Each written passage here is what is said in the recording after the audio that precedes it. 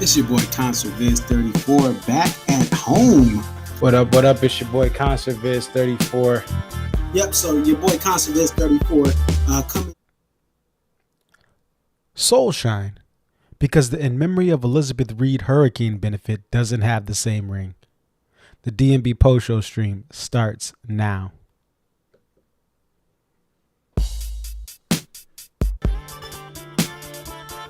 It's your boy Concert Viz 34 back at home. What up, what up? It's your boy Concert Viz 34. Yep, so your boy Concert Viz 34 coming to you here. What up, what up? It's your boy Concert Viz 34. Thank you.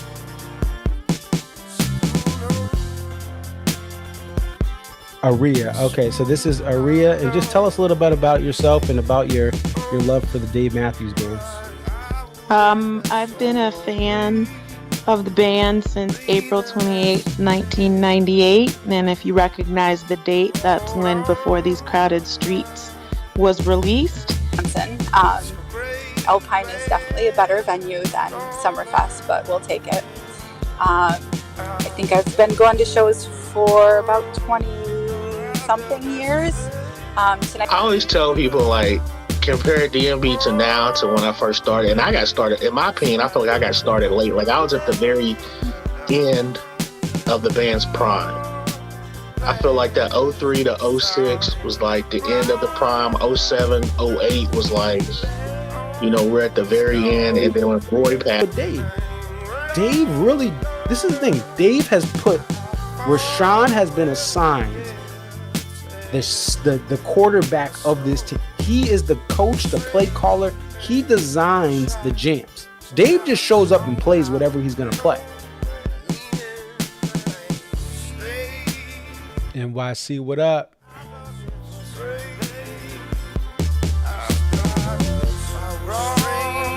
Shout out Brooklyn.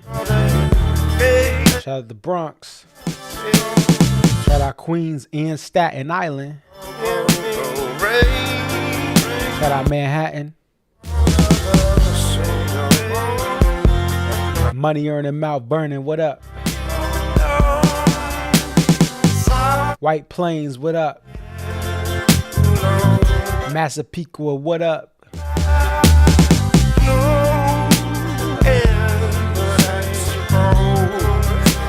Fort Lee, New Jersey, what up? Newark, what up? Hackensack, you ought to know by now. What up?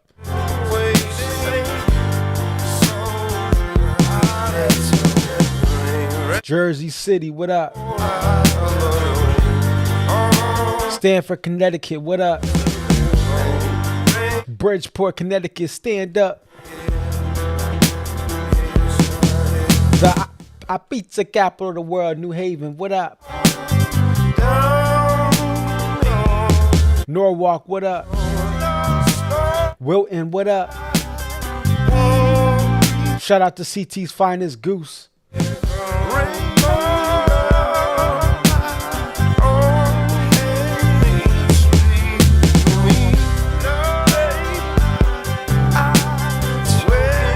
Shout out Trey and Anastasia.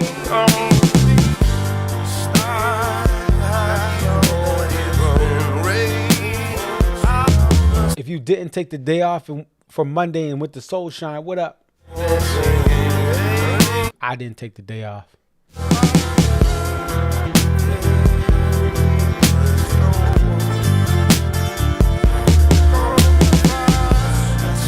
It's still free dodo.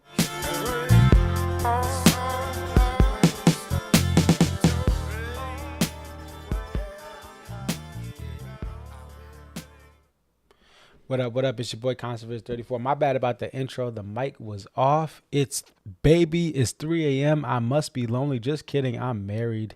Happily married. And happy about the events of tonight. Earlier this year, I started off my Dave Matthews Band tour in Tampa, Florida. My brother just moved out there in March. So when the band came in May, I made it a point to go out there to visit my brother, to visit my auntie, to visit some other family that's in Tampa, that's outside of Orlando, Polk County, what up? And months would go by, and then all of a sudden there were 2 hurricanes that hit Florida. And fortunately, I was blessed that my family is okay.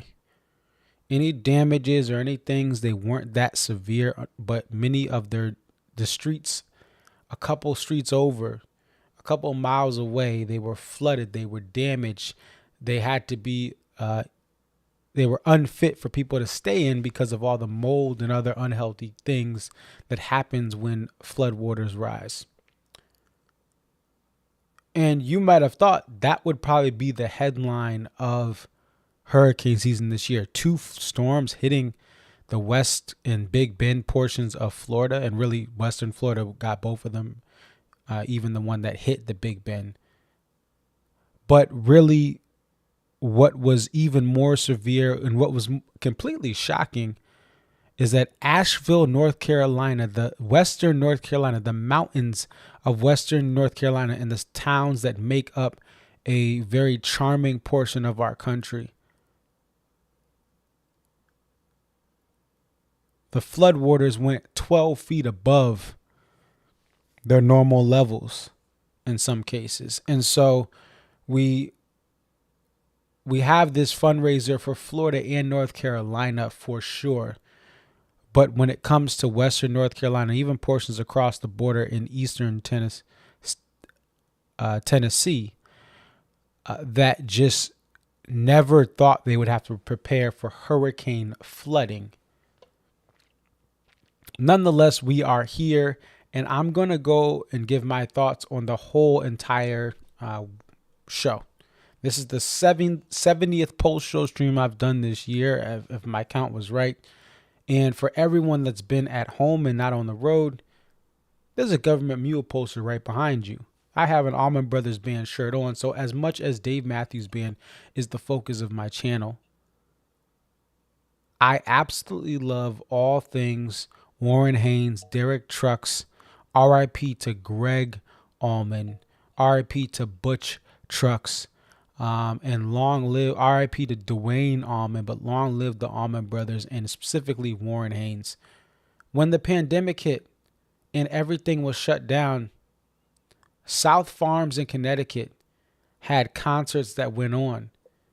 And the only concert I saw from April of 2020 to, I would say, March of 2021 was Warren Haynes and Danny Lewis at South Farms.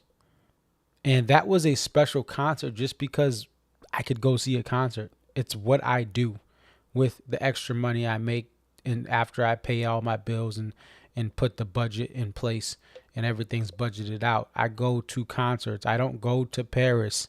I don't go fishing on a big boat that I bought. I don't have an RV. I record concert videos and I give my thoughts on music. So I will always have an appreciation for Warren Haynes because during that pandemic, I saw him and I saw Danny Lewis. And then that government mule poster was one of the first concerts I went to that was not like after like people could kind of go outside more. And also those South Farm shows had a band called Goose that was on the rise. Then they sold out their shows at South Farms as well. 2020 was a big year for Goose when the world was shut down. They were turning up and still doing everything to play shows and gain traction with young jam band fans and creating really this new generation of jam bands, jam band members who were born in the early 90s like me. And that's a beautiful thing. And I've seen everyone on this build. I mean, the only exception is Warren Haynes' band. I've never seen them. I've seen Warren again with Mule. Allman Brothers, of course, this shirt is from the last Beacon run, which I was at on my birthday. The first of the last shows, October 21st. I believe that's 2014, that would be 10 years ago. So I've seen every act. I've seen Goose. I've seen Warren Haynes band. I've seen even Tedeschi Trucks band, even though they were kind of on the bench. I've seen Trey. I've seen Joe Russo. I've seen Mavis. I've seen Nathaniel Rateliff. Everyone that was on this bill, Robert Randolph, same thing. Right? Everyone on this bill I have seen previously. So that's not typically the thing that happens to me. Usually my musical tastes don't align where I know everyone on the bill. But tonight, that was the case. So let's start off with, I'm going to give my thoughts on the set list. And then I'm going to there is some things as far as just some things I thought that could have been a little bit different. But overall, what I want to say before I start this was a treat. The collaborations in the live on stage improvising combined with some of the preset ideas and jams that are set in stone for some of these songs was impressive. It was extremely impressive and once in a lifetime type opportunity. I posted on X today, listen, when I saw Goose bring out Robert Randolph and bring out Derek Trucks and bring out Dave Matthews Band, the last 15 years of my musical journey were all on that stage. 15 years ago, I went from the blues music that I was enamored in from 2006 to 2008. And that then extended into the Allman Brothers Band. It extended into Tedeschi Trucks Band. It extended into seeing Dave Matthews Band in live for the first time after years and years of liking their music on LimeWire. Oop, did I say that out loud? Something happened around that 08, 09, 2010 period of my life where I stopped listening to punk rock. I stopped listening to alternative rock that I was listening to as much. Even the hip hop, I was getting sick of some of the modern hip hop, even though I still enjoy some of the newer artists out. And all of those factors made me go towards something where I could go to a show and the next show that I would go to would be slightly different or maybe completely different in the case of bands like Humphreys McGee and String Cheese Incident. The combination of jam bands and jam band adjacent acts like Dave Matthews Band, which they're not a jam band, but they're adjacent to the field because they do mix up their set lists. This has changed my life. I have met friends, family, and loved ones because of this. So as we start off this show, let's go ahead. I'm going to bring up here just a little bit of what the set lists were like. We're going to go to dripfield.co for Goose. Now, before Goose went on, Soulshine was played by Dave Matthews and Warren Haynes. So they open up the show with that song, and it's acoustic, kind of just get it in and get it out. We then get to this Goose set, which I'll slide over here so you guys can see it. I mean, there's not much to it. What I will say is this. I do not like the intro to Flow Down at all. Prior to this show, I had been to 3 Goose shows, and 2 of the 3 shows had Flow Down. I do not like Flow Down. I'm sorry. It's the only thing I don't like as far as Goose songs. And so I did not want to hear Flow Down. I don't care about the jams that they go into. I don't want to hear Flow Down. When you go to a jam band shows and 2 out of the 3 have a song like Flow Down, that's not, I just didn't want to play it. What they actually did is they played some more popular songs, even though they are a jam band, and Hunger Site and Arcadia. And all of the songs played by Goose tonight, I had never heard in the 3 previous shows. What's funny is I got a Factory Fiction before my first Arcadia or my first Hunger Site. Now, again, small sample size, but that's how it works when you see bands that switch their set lists up. But I absolutely enjoyed those 2 songs I had been waiting to hear for a while, Arcadia and Hunger Site. Now, the first guest appearance was Robert Randolph on Give It Time, what I want to do here is I'm going to transition back to the full screen, and I'm going to set up, if I can find a post I had, because what happened is when Soulshine was announced, Robert Randolph was at the World Series, and he actually started to share. He started to share about the event. He made an error where he said Jimmy Page was going to be a guest. That was cap. But apparently he was in the loop of this was going to be announced. Once he heard it, there was rumors about this thing, and a graphic that Dave Matthews and Warren Haynes put up on their social media. Dave Matthews Band on the Warren Haynes' social media. He kind of blabbered out about certain things, but he spoke too far. But long story short, one of the things that he started to get into right after the rumors and then eventual announcement of Soulshine, he started to listen to Goose and he started to speak highly of them. And essentially he was being sold on Goose. And so today, well, actually, let's go back because he was actually taking suggestions. And let's see if we can find this here. Because he was taking suggestions on Goose songs. And he was listening to their music. And he was like, I love this band. And so let's go to this one. This is not the first time he talked about it. But here, Robert Randolph this is a cool song by Goose the Band, Give It Time. Thanks for sending me this, John and Beth. This is November 21st, 2024. Okay? So whoever John and Beth were, they sent this Give It Time to him. So guess what they play tonight? They play Give It Time. And this was just such a special moment for Robert Randolph to come in and play on a song he was just posting about literally a couple of days ago. And then Hunger Site, you get Derek Trucks on Hunger Site. Like that, I don't think anyone ever thought of that idea that Derek Trucks would pop in with Goose. Yes, they're both in a similar field or genre. But at the same time, it's like, when would that ever happen? There's plenty of other acts you would think that would happen. When would their schedules line up? And this benefit provided that special moment for us to have Derek on this awesome performance of Hunger Site. And then on Don't Do It, Derek Trucks and then Susan Tedeschi join in. And we have Susan Tedeschi, who has such a beautiful voice. If you don't know, Susan Tedeschi was raised in the church in the Boston area for part of her life. And she's has a combination of soulful voice, singing so many different types of blues and jam band type songs and various covers.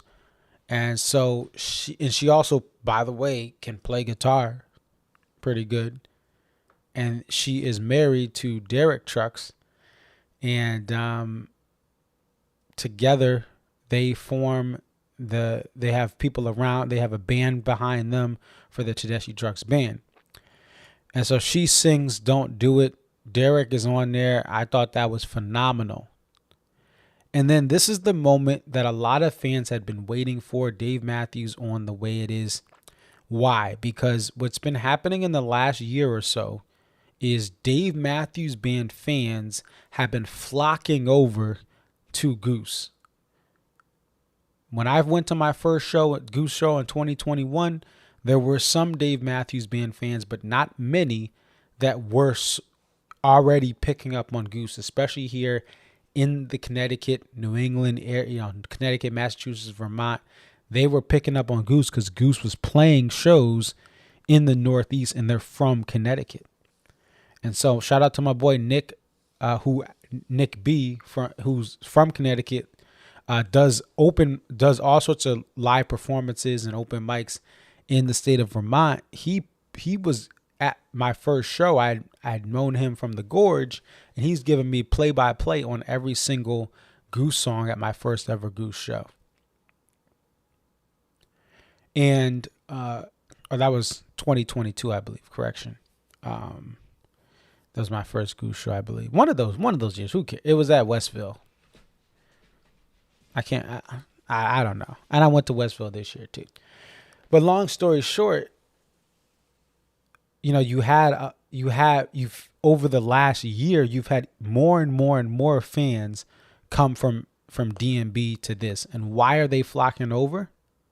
Because if you've been seeing Dave Matthews Band for 20 years, you're going to notice that they are, despite they're an amazing band, but their variation only goes so far.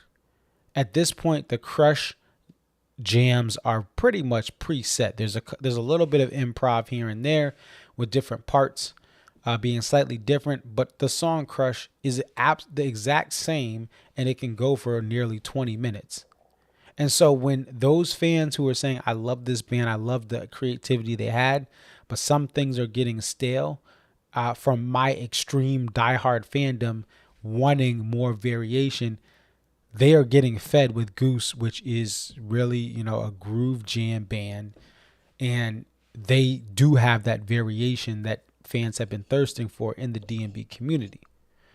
One of the big things about Dave Matthews Band is, if you're watching this and you're a Goose fan, maybe you're a jam band fan and you're not fully sure, one of the curses of the band is they do give variety, but that variety conditions people to think, oh, it's a given. They're a pop band that's going to have setlist variety. But that setlist variety is not as extreme as a Fish, Humphreys, McGee, or Goose, where you can go much longer before a song is repeated again on a given tour.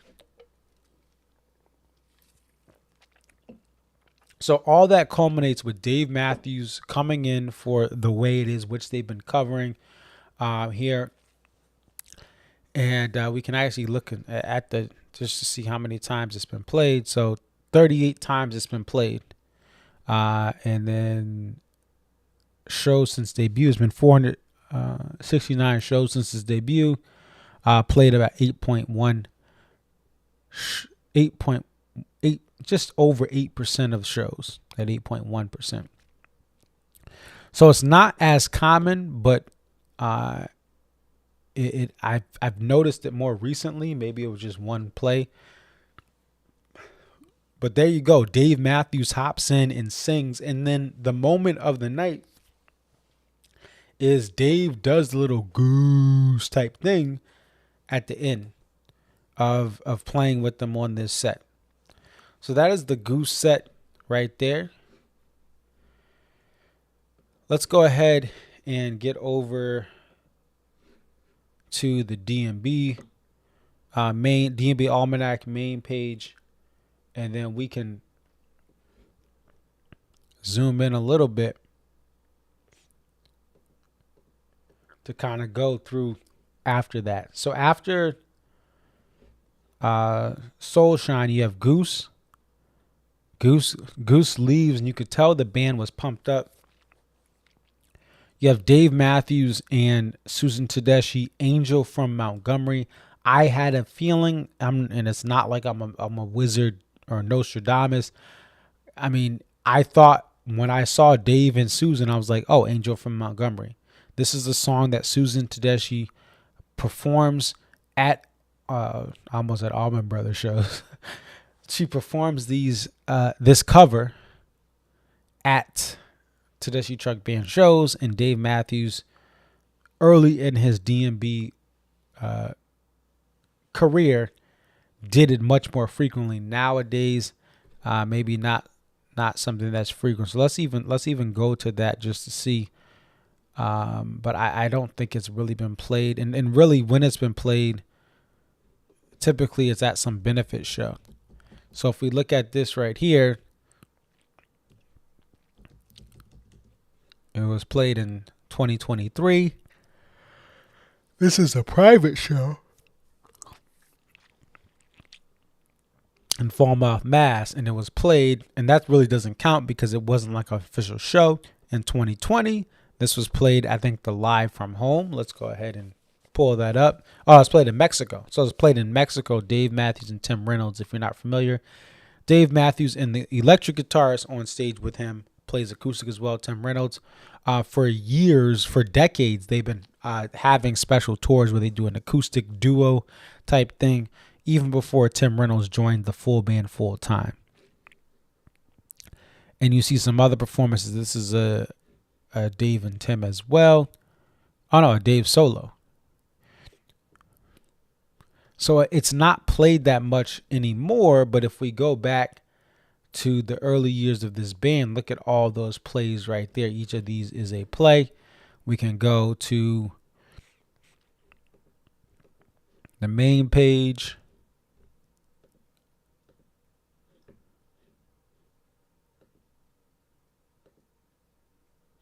And then we can even see the plays. Look at this. Look at this chart. The teal is DMB. The green is Dave solo. The red is Dave and Tim. And look at here. You have a lot of stuff in the early 90s, and it gets down in the earlier round. The song goes down swinging in the mid 2000s and even the 2010s limited plays. So I was like, I'm not shocked at that happened. All right. And then we get to the Warren Haynes band. The first couple of songs, and cool. Yeah, I love Warren's tone. He could play various genres and things, and I just enjoy his tone. Once we get to Shakedown Street, that's the third song, I get up, and a lot of people get up, because it's like, oh, Joe Russo is guesting on this, from Joe Russo's Almost Dead. To me, one of the best Grateful Dead tribute or cover bands, and that's including Dead and Slow, or Dead and Co. Sorry, not Dead and Slow. I love John Mayer. I love Bobby Weir. They need to hang that thing up. I know the Vegas thing was a lot of fun for my friends who went, but that band, well, at least in my opinion, it's not John Mayer. I mean, the rest of the band, a lot of the band is old and the tempos are slower. And they've always been slower, but I think they should hang it up while they're ahead. I think if they keep pushing this thing, some of the older or the elders in the band are gonna be more mistake prone. A Shakedown Street gets people popping up, and then Whipping Post, Allman Brothers band cover, that really got people turned up. Oh, I'm sorry. Before, it looks like I was reading this wrong. The Angel from Montgomery was after the Warren Haynes band set. Before that, Warren Haynes, Susan, and Derek did 700 Houses, which is about, storm damage and all these houses being, just boom, in ruins. Angel from Montgomery is after Warren Haynes band. And then we get to Nathaniel Ratliff and the Night Sweats. I've seen him twice, once at Farm Aid, another time at Sound on Sound Festival in Bridgeport, Connecticut, Seaside Park. And he puts on a great show. But I'll talk more about this once I wrap up the D&B stuff. I just think that he was the most out of place. And if anything, he should have been earlier in the bill. So we'll get to that a little bit later. But his last two songs are just ones, the Love Don't Want SOB. Those are like, they have a lot of versatility. It landed well at this, what I consider jam band and jam band adjacent show, D&B being jam band adjacent, the rest of the people being in positions where they have these improv jams every night, and they communicate the most with the improv jams, not with lyrics. I thought they were the most out of place. All right, let's go to the set. What the Almanac did, they put every song with Dave Matthews in it. And so they have Soulshine the Way It Is, Angel from Montgomery.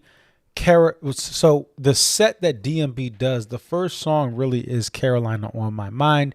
It's acoustic, Dave and Warren Haynes. And then we have Southern Accents. It's Dave, Derek Trucks, and Warren Haynes. And at this point, I'm sure you guys are like, it's at home. People were like, where's Trey and Anastasia? Where's Trey? I was like, yo, I thought Trey was going to come out earlier. He was going to jam with Goose or someone else. But no, he does not come on until they save the best for last. The best sitting the best sit-ins for last. And so he comes out on his acoustic guitar that, Dave and Trey do waste. The full band pulls up, and Trey stays out there. Susan Tedeschi pops in for vocal support. They do the wait. And then it's PNP Rapunzel. I thought it was going to go PNP into Pig. The band this year, Dave Matthews Band, if you haven't seen them for a while, they've been doing Pantala, Naga Pampa, or PNP into other songs outside of Rapunzel. For years, it was a standard that PNP and Rapunzel always, or 99% of the time, played together. There's been times where they weren't. But this year, they were doing PNP into other songs, which was a fun little game every night, especially for fans who go to so many venues, 5 or more shows a year. You're getting PNP into random stuff you don't know. It makes you want to be engaged to figure out or find out what they're going to transition it into. After that, you have So Much to Say, Bridge Too Much. This is another kind of pairing of songs that are typically played in that sequence. Just like, what is it? Is it Mike's Hydrogen or I Am Hydrogen Mike's or whatever for Fish? I actually got that my first Fish show. And there's other transitions for other jam bands as well. But that's kind of one of those preset things. Sometimes they switch it up and they only play one of those or two of those and leaving out one or two. But pretty standard PNP and the Rapunzel as far as show flow and predictability. And then they get to So Much Say, Bridge Too Much. And again, this is a common at, shows where they have a wider audience than just Dave Matthews Band fans. And then we get to So Damn Lucky. And I think this was just a song in tribute to, hey, if you survived, you are blessed. But that's put in there, and it has a thank you kind of outro interpolation-ish thing going on there.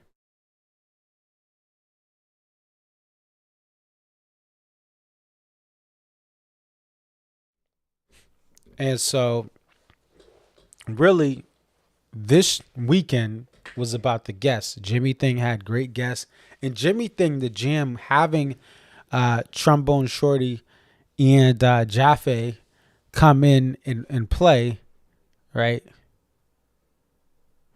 And have a kind of extra energy and flair. It made that Jimmy Thing better. They played Ants previously, I believe, in this weekend, and they were trying not to repeat songs for this weekend. So two shows have been played. That limits the catalog. I'm glad they did not play That Girl Is You. Very glad they did not play That Girl Is You. I did not want them playing By You because Robert Randolph was there, or That Girl Is You because a member of Preservation Hall Jazz Band was there. I didn't see other band members. It may have been just a shortage of stage time and space. But you had Jaffe and come out from Press Hall.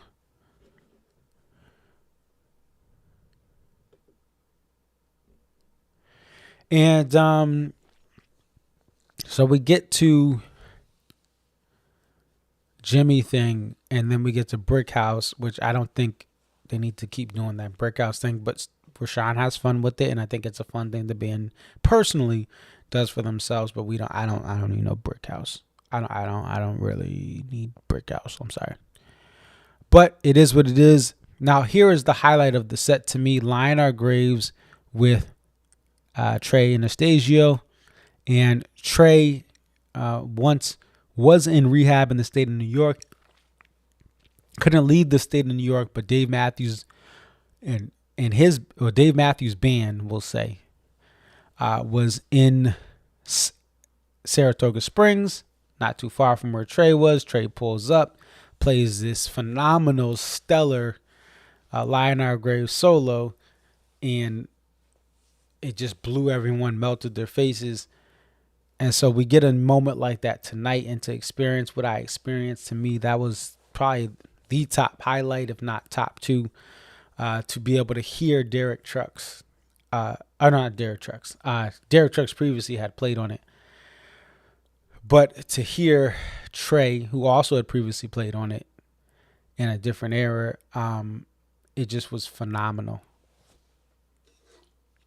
Like, that was the way that he dissected his jam and changed speed of the notes, changed different styles. I thought it was great for Trey to be on there. They do the Wonderful Tonight. Whenever they interpolate Wonderful Tonight, that means it's going to be a good version of Lionel Graves. And then they continue on with a version of Melissa with even more band members, bringing some band members back on stage. And that thing was so beautiful. And then they close out with Come Together, which is like everyone that pretty much performed. They went on stage and they all sang and had fun and had a ball. One thing you saw with this set is when Trey, Stefan wanted to say what's up to Trey. The other band members wanted to say what's up to Trey. And sometimes you are put in the separate areas or you're busy if Goose is going at a certain time, or Trey may be somewhere away from all the hustle and bustle. Who knows? But Stefan wanted to really say what's up and just get, touch hands or dap it up or do whatever to greet each other as they're trying to get this thing moving. Now, we went over the set. One of the things that was prevalent here was the timing of the show. Things were a little bit behind. My cell phone turned 7 p.m. and they were not ready just yet. Now, again, it may sound like I'm nitpicking, but what started off as just being a couple minutes late expanded into the set itself overall being down or behind a bit, maybe about 10, 15 minutes behind schedule. And we thought, they're going to have to pay the fine of the curfew. But it appears something was worked where they could play because the band, played through, I want to say around 11:20, 11:30. It ended. I can't remember. But that behind schedule thing was a worry to me, and I think the biggest kind of culprit was Nathaniel Rateliff. There, however you pronounce that. My bad if I'm pronouncing it wrong. Because his set went over. I thought, this is what I'll say. This is what I if I was running this event, I would have put Nathaniel, and again, there could be something where there's a friendship between him and, who knows, Dave or Warren. I don't know. But I would have put him first. You would have brought the energy up of the building for the casual fan. And I would have given him a couple of songs, not all the songs that he got. And even if you look at the tweet I had, I was like, he's getting a lot of time. And also I would do anything for them to donate their time to some jam band action. There's still a lot of possibilities when you bring up a lineup like this to collaborate and perform together. And so let's go back. So this was a shout out to Corner Gray Sheet. They posted this here. But Nathaniel Rateliff, 8:43 to 9:23. I honestly think he could have opened the show and did 3 high energy songs. And without this benefit concert, he does have a following. But this being in the building tonight and observing things, I was in the 100 level walking around. My seats were in the 200 level. I was outside and waiting in one of the entrances.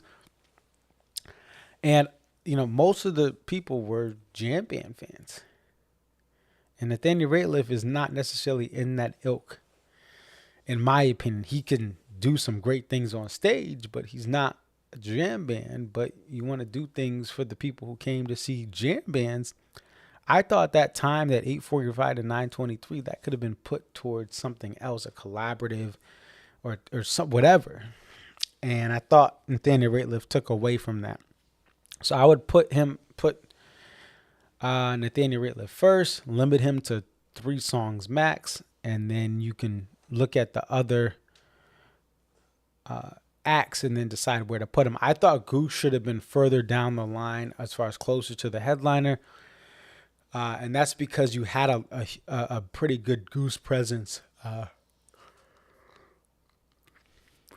doing the Goose type stuff. But I would have tried to make sure this thing started on time. I'm sure it was a huge effort because it's a third day for DMB crew to be in New York, and then other crews are coming in, things like that. But I do wish it was a little bit more efficient. You see a certain time, you tell Nathaniel, hey, this is your last song. Song number 3 is your last song. Sorry.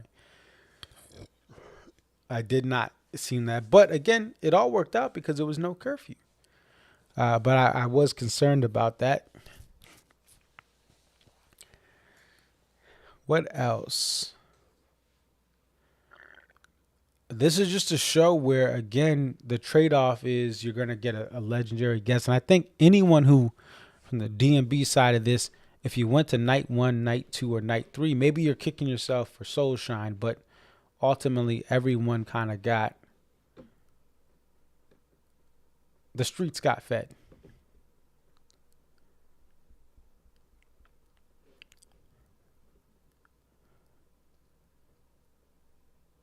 All right, so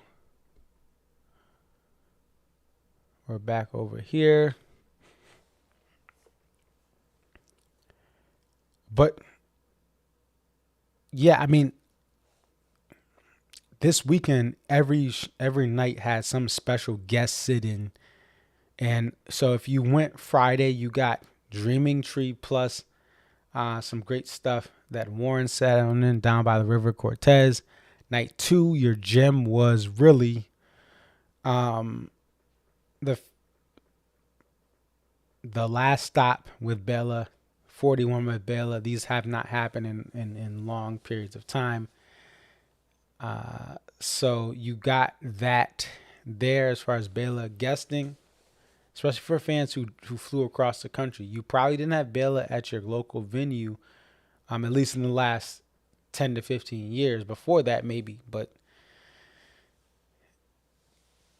it was special to have Bela come, and fans who are from other parts of the country, this is their first MSG experience or second MSG experience or third or fourth, and they're new to it, and you're getting something real special there. What else? Trying to think of what else. It is 4 a.m. I am gonna grab a quick nap and get up for work. I am exhausted, but for good reason, for a good cause. This is more of a DMB thing, but I know throughout these last 3 shows, fans were complaining, fans were grateful, fans were over the top supporting the band. The start of my post-show stream is, first, I give credit to Ants Marching for their inspiration on kind of being open to speak how you feel, but also trying to do it within reason, not just to hate or be upset, but to really find reason. But some people, there was chatter, but I think one of the things that came up, and I think this is one of my favorite things to talk about, is why fans may come back and really push for, I want this in the set, I want this. And other fans are like, well, I could hear Dave read the phone book and I'm great. Yippee. The gift and curse of DMB is they are a band who has had Grammys, not only Grammys, but really the top 40 type thing. In the 90s, they were on top 40 radio. They were on TRL. They tied a record for #1 album releases. But the fact that they do give you enough variety to make it worth the travel is sometimes a curse. Because here's the thing, but this is what's mind-blowing to me in my life and the joy that I have from so many fans in this fan base. if Dave Matthews Band played the same set every night, we wouldn't be going to as many shows. Like, I hope people realize that, yes, I am extremely grateful to be at the Soulshine shows. But the premise that fans were using to argue against complainers that, hey, you should be grateful the band plays different sets. That's exactly why everyone's going crazy. Even people who say, I like every set list, certain songs or different flavors of the band's catalog make people go nuts. And so that's the gift and the curse, is you have multi-layers. First, you have the fact that you're giving people a taste of certain songs you're not going to play as often. They may have heard A Dream So Real or Beach Ball, and then they may never hear it again. Then you have the fact that you just don't repeat stuff as frequently, making people want to go to more shows. But even if you go to 5 or 6 shows in a year, you may miss that special moment. And then by chance, the region or the 2 or 3 stops you can't make in your local area, they may play that song or tease it or develop it. So it is a gift, but it is also a curse to mix up your set list. If Dave Matthews Band never had set list variety outside of they go to New York or Boston or Chicago, I'm not even on this stream tonight. What data would I look at? Oh, the band had 1 show this year or 3 shows this year where they switched up a song.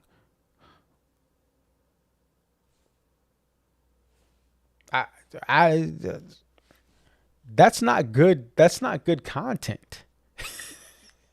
Right? But what makes this so fun, the reason I feel like I'm here at 4:25 a.m. is because of the way that things can change ever so slightly. It's not as extreme as even, shout out to Goose, which I love. It's not as extreme as Goose or Fish. And that's a gift and a curse. And the curse is, it is just, you're going to get people that just feel like it's such a small percentage of people. But that small percentage, first of all, you guys support this channel, whether you agree with everything I say or disagree with some things. But that's what drives DMB fans wild. It's just a little bit of variety for the most part. And that gets you, that's enough to get people to chase songs and, I want to hear this song and this song. Every show I go to SPAC Night 1, they don't play it. SPAC Night 2, they don't play it. Mansfield, they don't play it. Hartford, they don't play it. But then in Mohegan, I hear it, right? Like, that's Dive In. Dive In hadn't been played for the first time was played for the first time in a while. Maybe you like it, maybe you don't, but that was played at Mohegan 1 year, and I missed it at all the other crazy venues I had been to, like SPAC and Hartford, etc. So I just don't buy this. Oh, be grateful the band is still, like, they could have had less setlist variety, yeah, and we wouldn't be driving ourselves crazy. But to this weekend's observation, I just, people are complaining about show flow and all this other stuff. And really what that comes down to is this band had to scramble to get ready for this benefit concert full of extremely talented stars and make sure they were ready to go. It's hectic.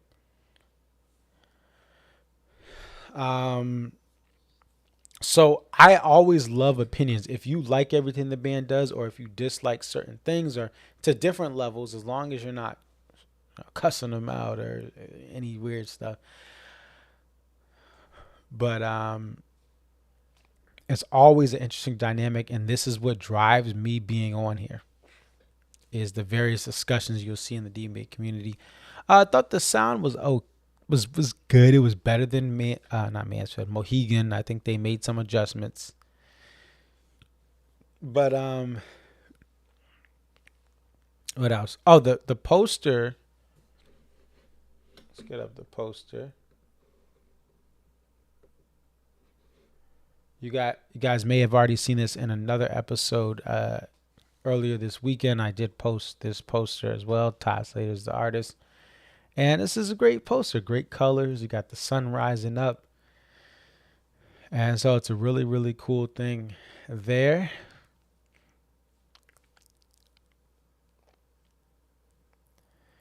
And they had merch there. It's interesting because, and I'm fine with waiting, but they had a website selling merch, the Soulshine official website, and I bought a shirt. And then at the venue, I could have lined up and got one, but I like the idea of buying it and having it shipped to you, not having to worry about it.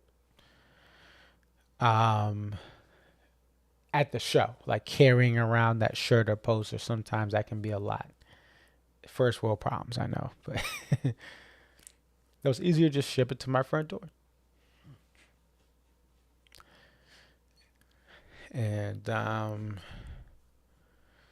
what else? This is oh man, I need to go to sleep. But there's just gratitude for tonight. If you're new to this stream, many times I'm not afraid to critique the band or I thought this or that, but man, I'm just blessed. I'm just blessed to be able to see this band, to live in Connecticut and be so close to a lot of shows. There's a lot of shows within 3 hours of me. And I know some of the folks out in California and other parts of the country, you guys have not gotten this Dave Matthews Band in the fall for a long time. And then when there was a West Coast tour last, it wasn't in LA. It was in other cities. It just wasn't the demand wasn't as busy as the summer when you think about things at the Gorge and how many people come up from different of those big states but small population. And they all come to Washington State. And I think this happens with a lot of different fans. They want to know or they just want to speak out loud. You have fans, like someone said, when are they going to come back to Manchester, New Hampshire? And I love my New Hampshire folks. I was just in Concord at a Night Zero party. You'll see a quick clip of it. And there's the social media for the artist there that was performing. That was 2018. They had 2 Guilford shows at the amphitheater, and then down the road in Concord, New Hampshire, they had something there. I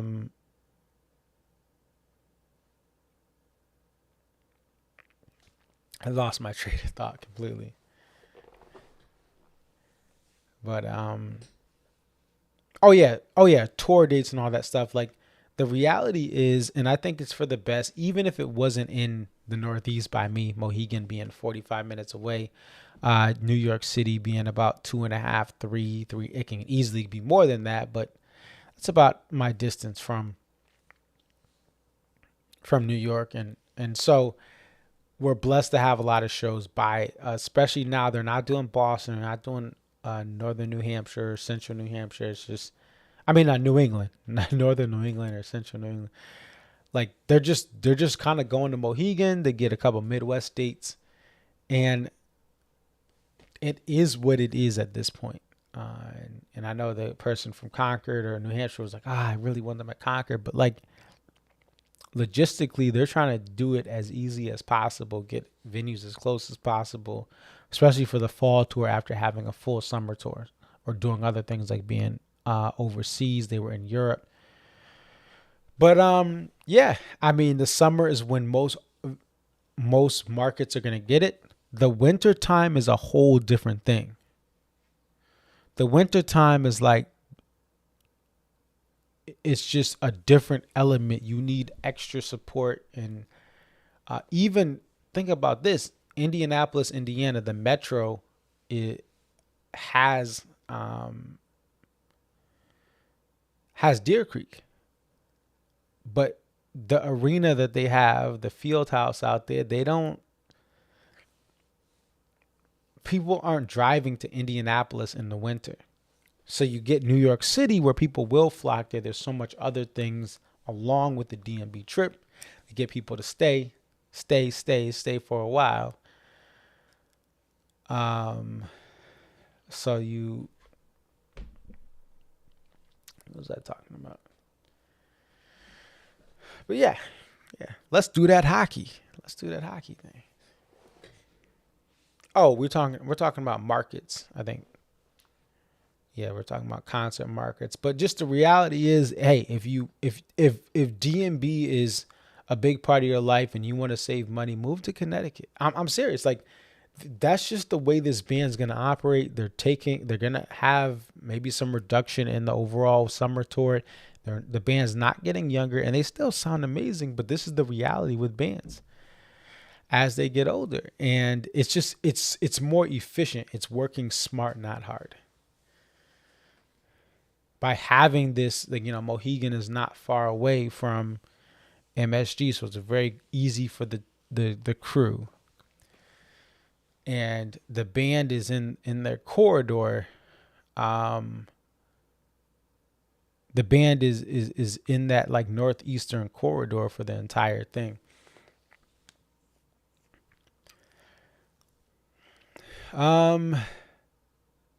I will probably do some sort of I'm gonna do a lot of sleep. I'm gonna catch up on a lot of sleep.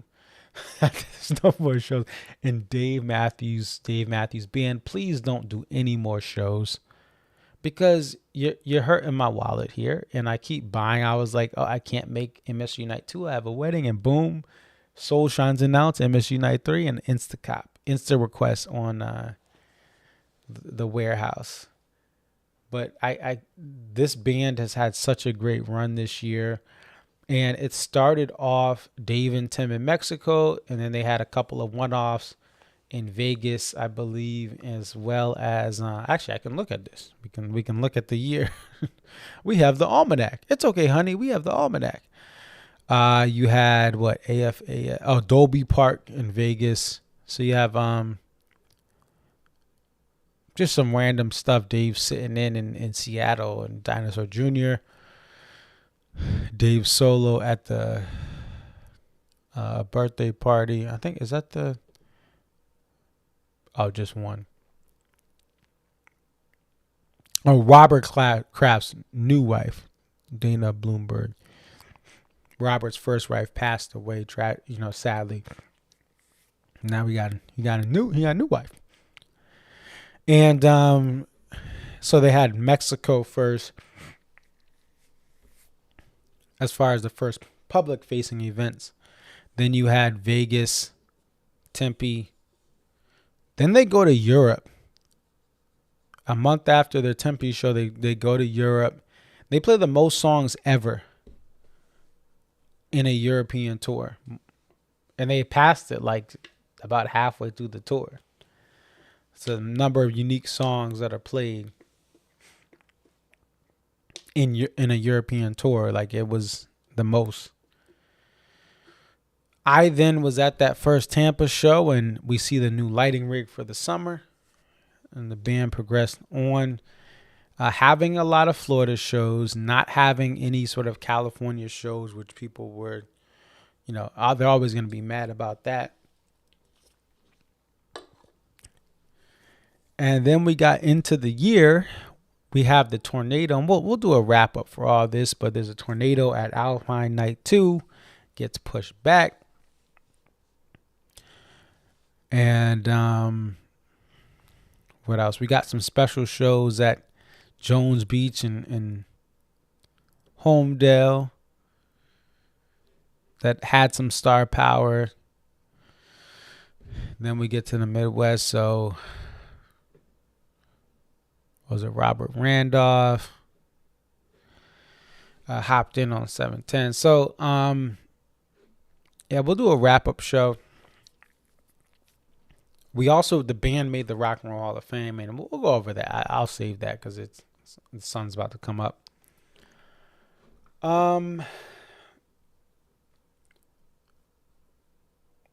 It is overwhelming to get so much love and support from you guys. There's so many great things coming in my life. into 2025 in so many different ways, and you guys will find out about some of those next year. But you guys are family, literally. And I know I say the same things, and I say this whole thing like every 3 shows, but this is the band that I didn't go to shows to because I thought it was a frat boy environment. What I found out was Hartford just has a unique environment where 13-year-olds get trashed from drugs and alcohol way too young, and it is sad. This was back in the 90s and early 2000s, and I graduated high school in 2008, and even then you had kids who were 13 partying and drinking. I know that's what kids do, but it was like, yo, there were a whole grown men in their mid-20s creepily trying to talk to teenage girls. Like, that's what Hartford was. But I just have so much gratitude and appreciation. I don't say I'm lucky, I say I'm blessed to know many of you guys on so many different levels. And I know some of you guys are going through different things in your life. You're going through loss. And with the Thanksgiving season, I hope that this band's music, I hope that these post-show streams, I hope that my videos, the multi-cams of all of our videos combined help you. Life it has its challenges, and there's new challenges that we are all facing in so many different ways. But just know that you are loved. You are more than enough. You have a reason to continue through in this fight in life. And if you feel like you are struggling with those things, I pray that you find healing through therapy, through support, through talking to other people that you trust. And that's just something I feel for everyone. We've shared so many things in tailgates and other conversations, chilling at people's houses, chilling in hotel rooms, just talking about life. The next thing is just, like I said, I've played with some of your kids have come up to me and they're like, isn't he famous? Or some of your kids have come up to me and given me the biggest hug I've ever had. And I work with kids at my church, but this, Olivia Schatt, right? And I really appreciate you guys opening up and sharing, and we've had so much fun. I'm sorry I could not. It's not even about me because many of you guys know more fans than I do. But it seems like every time, whether it's 2 or 3 fans I know in a city, there's never enough time for us to like, even when we talk for 45 minutes, there's just never enough time in the day to truly hang out enough, because we just have so much fun and time flies when you're having fun. But I truly believe, like, the DMB family thing I always thought was cheesy, but some of you guys are like my family. You guys know what's going on in my life. And it is just I really appreciate it. And my wife and appreciates it as well. And I gotta shout out my wife. She's upstairs sleeping. Listen, I don't make money off this, nor should I. If doors open where I can collaborate or do things, quote, if there's some sort of need where, hey, the band says, we need you to do this. You need to do DMB radio. Concert Viz, do DMV radio. Don't hate on the music as much. If that's an opportunity in the future, that's different. But this is not like this takes time. But my wife supports this, and that means the world to me. And if she needed me elsewhere, and I would step back. And there may be times in the future, who knows what tomorrow brings, where life changes, family changes. Maybe one day someone else is doing this. Maybe Cam out there, shout out to Cam in the Midwest, right? Maybe he's doing this 10 years from now, right? Maybe someone else is, I don't know. But I want to thank my wife because she has held it down to support me. And we have a little calendar on the fridge that has like when I have streams, so she knows. And yeah, man, like to have my wife's support on this. And I started this thing when I was single as a dollar, and it's easier to move about and do different things. But she supports me and trusts me, which I do not take for granted, to go out to these cities and come back home and go out and be respectful and kind to others. Because if I was disrespectful to y'all, my wife be the first one to put me in timeout. All right. But this has become a passion of mine. Everyone that has shown support, shown love, even one of the guys from the Ants came up to me at SPAC. The Almanac crew. Why you guys like me so much, I don't know, but I love you guys. Like, you guys are all awesome that I've met. Henry specifically, Zach S., who is part of the taping community and doing other things with Volta. And thank you, Zach, for just all that you've done. All the people that give me these videos for the post-show streams to like, there's countless, and maybe I'll try to collect my thoughts for a year and wrap up. But I love doing this, and I love talking about these concepts, and I love learning from you guys. I've learned so much from you guys. Listen, I did not start following this band in 1994. Right? The biggest thing that happened in 1994 was not me finding Under the Table and Dreaming. It was my brother being born. He was born 30 years ago this past Saturday, and that was the same brother who survived Hurricane Milton in a storm shelter in Tampa. So you guys who have been around much longer have educated me, sent me tapes, sent me various things. And even the Almanac crew just have questions. Hey, what's this? When is this? How do you guys do this? And you guys are always willing to, give me answers when you can, when time is available. And if you don't know the answer or just can't do something with the stats, you tell me, hey, we just can't right now. It's just, we don't know how to calculate that. So I appreciate that. And I'm going to keep doing this until, again, whether I lose passion or the band stops touring, I plan to continue this, and it may change over time as far as maybe some of these are in the morning or I do a post show, a post week stream, who knows?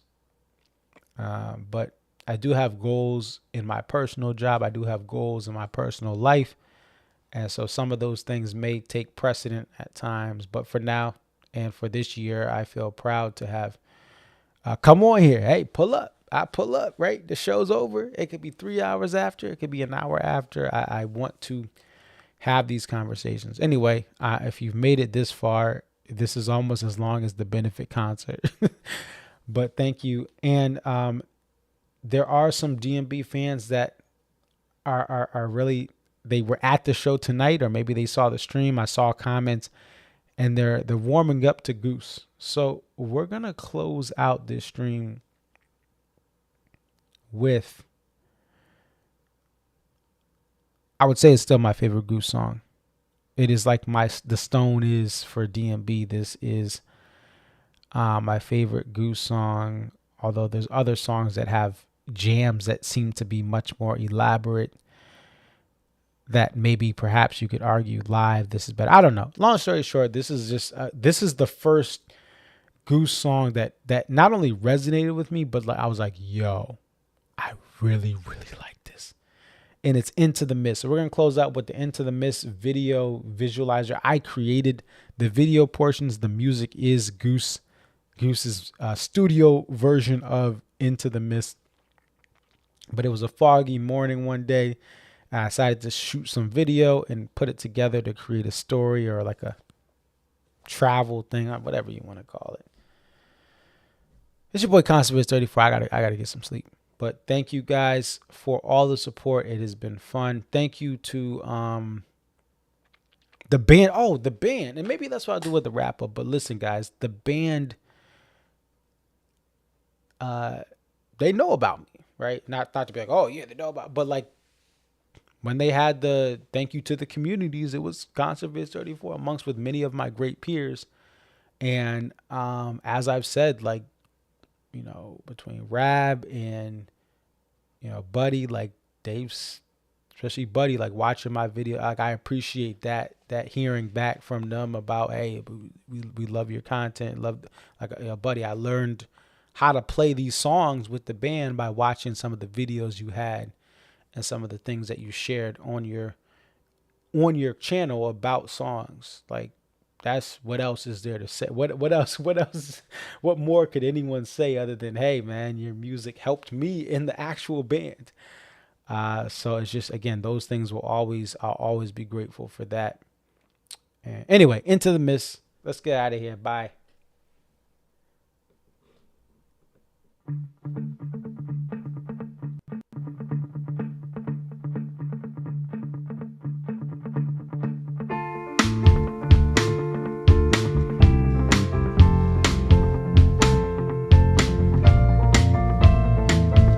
Song is from Moon Cabin, the first studio album from Goose. Into the Mist.